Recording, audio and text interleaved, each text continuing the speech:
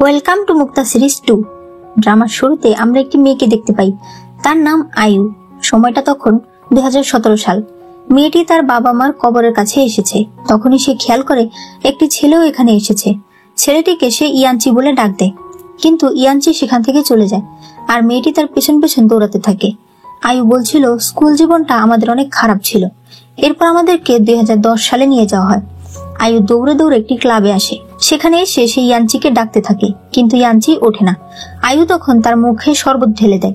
ইয়ানচি এতে রেগে যায়। আয়ু বলে, তুমি কি আমার মায়ের দোকান ভেঙেছো? ইয়ানচি বলে, হ্যাঁ ভেঙেছি তো।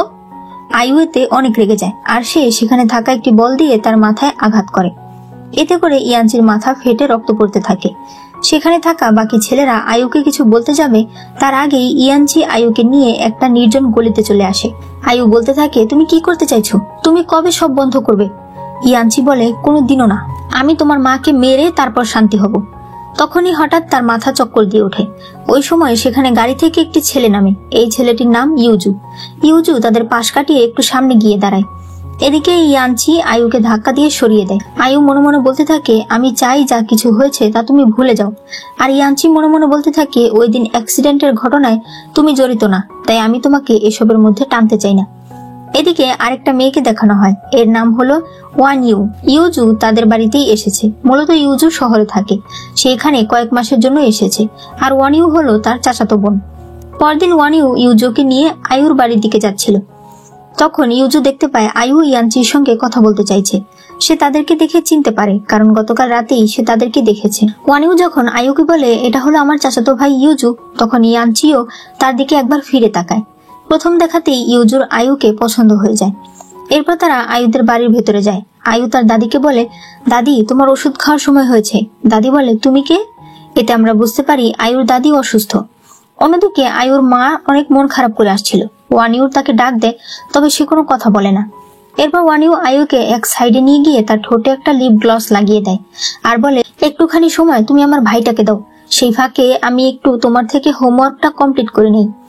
আয়ু আর ইউজু এরপর একটা কমলা গাছের কাছে আসে। ইউজু গাছে ওঠে আর আয়ু নিচ থেকে তার অ্যাবস দেখতে পায়। সে তার অ্যাবস দেখে একদম তাকিয়ে থাকে।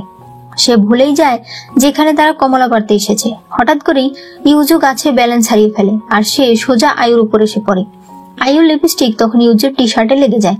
আয়ু বলে, তুমি খুলে দাও, আমি ধুয়ে দিচ্ছি। ইউজু বলে, এখনই খুলবো? আয়ু বলে, না না, খোলা লাগবে না। ইউজু বলে, ঠিক আছে, আমি নিজেই ধুয়ে নেব। বাড়িতে এসেও ইউজু বারবার শুধু তার জামাটাই দেখছিল যেখানে আয়ুর লিপস্টিক লেগেছিল। এদিকে আয়ুর হাতে একটা আঘাত দেখা যায়। তখনই সেখানে ইউজু আসে আর ইউজু বলে, দোকানে কি ওয়ান টাইম ব্যান্ডেজ আছে? আয়ু বলে, হ্যাঁ আছে, তুমি কি ব্যথা পেয়েছো? ইউজু বলে, আমাকে একটা এনে দাও। আয়ু তাকে এনে দিলে ইউজু বলে, তোমার হাত দাও। আয়ু তার হাত বাড়িয়ে দিলে ইউজু তার হাতে ওয়ান টাইম ব্যান্ডেজটা লাগিয়ে দেয়। আয়ু বলে, তুমি কি কোল্ড ড্রিঙ্কস খাবে? সে তখন তাকে একটা কোল্ড ড্রিঙ্কস কিনে দেয়। ইউজু যখন সেটা খাচ্ছিল আয়ু এক দৃষ্টিতে তাকে দেখছিল। এরপর আবার 2017 সাল দেখানো হয়। আয়ু এখন একটি রেডিও স্টেশনে কাজ করে।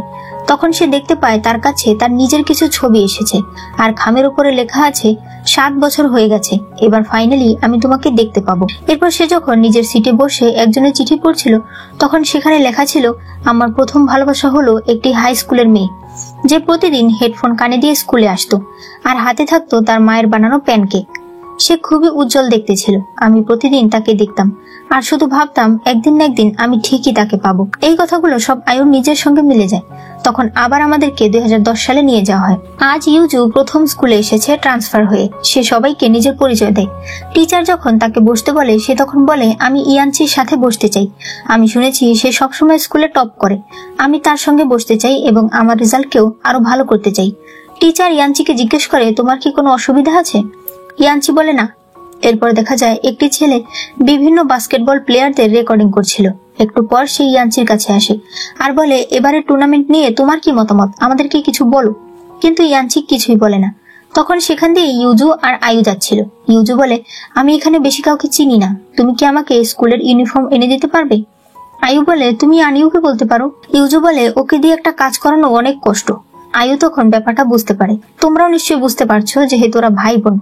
এবার আয়ু বলে, তুমি কি বাস্কেটবল খেলতে পারো? ইউজু বলে, হ্যাঁ। আয়ু বলে, প্রতি বছর আমাদের স্কুলে বাস্কেটবল প্রতিযোগিতা হয়, প্রত্যেক ক্লাসই খেলায় অংশ নেয়। তুমি যদি খেলো তাহলে ওয়ানিও অনেক খুশি হবে। ইউজু বলে, আর তুমি? তখন একটি বল আয়ুর দিকে আসতে থাকলে ইউজু আয়ুকে ধাক্কা দিয়ে সে বলটা নিয়ে নেয়। আয়ু একটি ছেলের সঙ্গে গিয়ে ধাক্কা খায় যে কিনা পানি খাচ্ছিল, যার কারণে আয়ুর পুরো শরীর ভিজে যায়। আর যেহেতু ইউনিফর্ম সাদা ছিল তাই আয়ু প্রচন্ড লজ্জায় পড়ে যায় আর সে নিচে বসে পড়ে। এদিকে ইউজু বলটাকে এমন ভাবে ছোড়ে যে সেটা একদম গিয়ে বাস্কেটে পড়ে। রেকর্ড করা সেই ছেলেটি বলতে থাকে, এটা তো অনেক ভালো একটা শট ছিল ইয়ানচি, এবার তোমার রাইভাল এসে গেছে। ইউজু যখন আয়ুকে দেখে তখন সে দৌড়ে গিয়ে তার গায়ের শার্ট তাকে পরিয়ে দেয়, কিন্তু ওই সময় কেউ একজন তাদের ছবি তুলে নেয়। ইউজু তাকে ডাক দিলে সে লোকটি পালিয়ে যায়। এরপর ইয়ানচিকে অফিস রুমে ডাকা হয়। তাদের ক্লাস শিক্ষক লি তাকে বলে, তুমি কেন পরীক্ষা দিতে আসোনি? ইয়ানচি বলে, একটা সমস্যা হয়েছিল। শিক্ষক লি বলে, তোমাকে আমি আর কতবার বলবো, তোমার যে কোনো সমস্যা তুমি আমার সঙ্গে শেয়ার করবে, তুমি কেন আমাকে কিছুই বলো না? আমি তোমার মতো একটা ভালো স্টুডেন্টকে এভাবে হারিয়ে যেতে দিতে চাই না। তুমি কি আমার কথা বুঝতে পারছো? ইয়ানচি বলে, জি। এরপর ইয়ানচি যখন অফিস রুম থেকে বের হয় তখন তার মোবাইলে কিছু একটা আসে, যেটা দেখে সে দ্রুত পেছন দিকে দৌড় শুরু করে। এদিকে ইউজু আর ওয়ানিউ একসঙ্গে বাড়িতে যাচ্ছিল। হঠাৎ করে ইউজুর ফোনেও কিছু আসে। তখন দেখা যায় এগুলো আয়ুর সেই ভেজা কাপড়ের ছবিগুলো। ইউজু ওয়ানিউকে বলে, তোমার মোবাইলে যদি কোনো ছবি আসে সেই বিষয়ে কোনো কথা বলবে না, আর আয়ুকে কিছুই বলবে না, ঠিক আছে? এরপর সেও দৌড় দিয়ে যেতে থাকে। তখন ওয়ানিউর কাছেও ছবি আসে। ইউজু দৌড়ে আসার সময় আয়ুর সঙ্গে তার ধাক্কা লেগে যায়, যার কারণে আয়ুর হাত থেকে MP3টা পড়ে যায় আর সেটা ভেঙে যায়। তখনই ইয়ানচিও সেখানে চলে আসে। আয়ু জিজ্ঞেস করে, কি হয়েছে? ইউজু বলে, কিছুই হয়নি, তুমি আজ ওয়ানিউর সঙ্গে বাড়ি যাও। আয়ু বলে, কেন? আমি তো প্রতিদিন একাই যাই। ইউজু বলে, ইয়ানচিকে জিজ্ঞেস করে দেখো, ওয়ানিউ তোমাকে ডেকেছে, সে নাকি তোমার সঙ্গে পরীক্ষার পেপার নিয়ে কিছু কথা বলবে। আয়ু বলে, ঠিক আছে। সে চলে যাওয়ার সাথে সাথেই আমাদের দুই হিরো পেছন দিকে হাঁটতে শুরু করে। এরপরে তারা এসেই সেই ছেলেটাকে ইচ্ছে মতো মারতে থাকে যে কিনা সেদিন আয়ুর ছবি তুলেছে। ইউজু তাকে এখনই তার সকল পোস্ট ডিলিট করতে বলে, নইলে তারা তাকে পুলিশে দিয়ে দেবে এমন ধমকিও দেয়। কিন্তু ওই সময় টিচার চলে আসে আর তাদেরকে মারামারি করতে দেখে ফেলে। এদিকে দেখা যায় বাড়িতে আয়ু তার দাদির জন্মদিন পালন করছিল। আয়ুর মা বলে, তোমার পরীক্ষা কবে? আয়ু বলে, জুন মাসে। মা বলে, তাহলে তো তুমি কলেজে চলে যাবে। আয়ুর দাদি তখন বলে, আয়ুর বাবাও চলে গেল, এবার আয়ু চলে যাবে, আমাদের বাড়ি তো একেবারে খালি হয়ে যাবে। এটা শুনেই আয়ুর মা অন্যরকম হয়ে যায়। সে আয়ুর দাদির হাতে ধরে চাপ দিতে থাকে আর বলে, আমাদের বাড়ি থেকে কেউ যাবে না। আয়ু তখন তাদেরকে শান্ত করে। এরপর সে নিজের ঘরে এসে তার বাবার ছবিটা দেখে বলে, বাবা তুমি চিন্তা করো না, বাড়িতে সব ঠিক আছে। আসলে আমি শহরে গিয়ে পড়ালেখা করতে চাই, যাতে একটা ভালো চাকরি পাই, মা আর দাদিকে ভালো রাখতে পারি। কিন্তু মা ভয় পায়, সে আমাকে শহরে যেতে দেবে না। পরদিন আয়ু স্কুলে এসে দেখতে পায় ইয়ানচি আর ইউজু দুজনেই বাইরে দাঁড়িয়ে আছে। আয়ু ওয়ানিউকে চিঠি লিখে জিজ্ঞেস করে ওদের কি হয়েছে, তবে ওয়ানিউ তাকে কিছুই বলে না, সে উল্টো তার সঙ্গে মজা করতে থাকে।